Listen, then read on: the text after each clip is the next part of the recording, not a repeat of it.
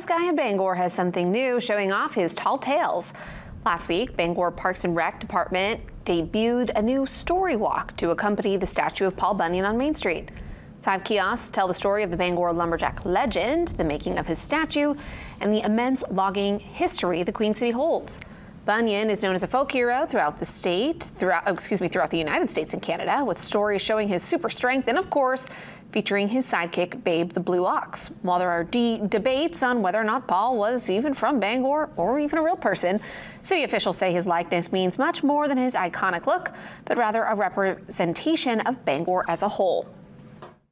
Paul Bunyan relates back to the logging history here in Bangor, as at one time lumbering capital of the world. And that's an important piece of the city of Bangor and his relationship to it. So having him here and visitors drawn to the statue, and now they can get a sense of history.